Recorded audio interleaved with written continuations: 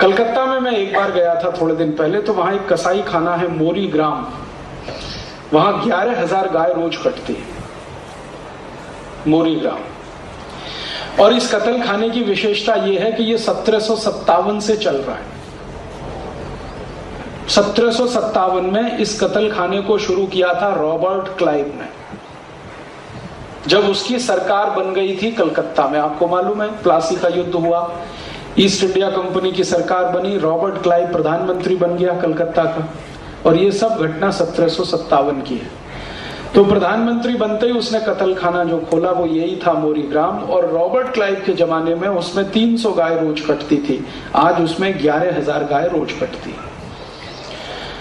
मांस ऐसे ही एक्सपोर्ट होता है, तरीका वही है काटने का जो मैंने थोड़ी देर पहले बताया, लेकिन जो खून निकलता है उसको कुछ लोग खरीद के ले जाते हैं। मैंने देखा कि वो सब चाय के व्यापारी। तो पूछा भैया तुम क्या कर रहे हो? कहते हैं यार क्या बताएं, इसकी जरूरत पड़ती है।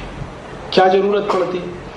तो कहते हैं कि जो चाय है ना, असली चाय, वो तो पत्ते वाली है, वो तो हमको देखने को भी नहीं मिलती है, वो टी बैग्स में पैक होके सब एक्सपोर्ट हो जाती है। अब पत्ते वाली चाय को चुनते समय जो टी डस्ट रह जाती है, पीछे से टूटी हुई छोटी छोटी डंडियां, वो भारत में बिकती है। अब उसकी समस्या ये है कि उसको पानी में डालो तो पूरा कलर नहीं आता, तो उस टी डस्ट पर जानवरों के कत्ल खानों से निकाले गए खून की कोटिंग करके सुखा के भारत में बेचा जाता है।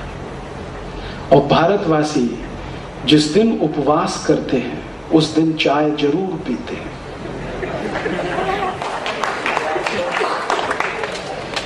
और शाकाहारी लोगों का एक ही पेय बचा है, वो अब चाय है। शाकाहारी संपूर्ण 100% वेजिटेरियन वही चाय पीते हैं। और कुछ लोग तो ऐसे विचित्र हैं जो कहते हैं कि राजीव भाई ये चाय न पिए तो संडास नहीं होती, टॉयलेट नहीं होता, स्टूल पास नहीं होता। कुछ लोग कहते हैं ये चाय ना पिए तो सिर में दर्द होता है, काम नहीं कर सकते। कुछ लोग कहते हैं ये चाय ना पिए तो फ्रेशनेस नहीं आती। कुछ लोग कहते हैं ये चाय ना पिए तो काम नहीं। क्या विचित्र विचित्र कुतर्क गढ़ते हैं। और मुंबई में एक बाजार है मूलजी जेठा बाजार, वहां हर मिनट पे चाय पीते हैं, हर दूसरे मिनट पे चाय पीते हैं। दिन में 20, 25, 30, 40 प्याले पी जाएं कोई मुश्किल नहीं। ऐसा सब विचित्र खेल इस देश में चलता है। मुझे दुख इस बात का है कि जो हिंसा कर रहे हैं, जानवरों का कत्ल कर रहे हैं, वो तो पाप के भागीदार हैं ही। जो अपने को अहिंसक मानते हैं और इस पद्धति से चाय पी रहे हैं या डेक्सोरेंज खरीद कर अपनी पत्नी को पिला रहे हैं या बच्चों को दे रहे हैं, वो भी इस हिंसा के भागीदार हैं। और भारतीय शास्त्रों में लिखा गया है कि हिंसा करने का जितना पाप प्रत्यक्ष हिंसक को होता है, माने जो हिंसा कर रहा है उसको जितना पाप होता है, हिंसा की मदद करने वाले को भी उतना ही पाप होता है।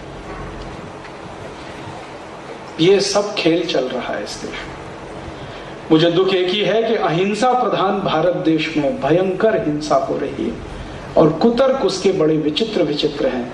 जानवरों की संख्या बढ़ जाएगी तो कहां रखेंगे, उनके भोजन की क्या व्यवस्था करेंगे, इसलिए काटते रहो, उनका मांस बेचते रहो।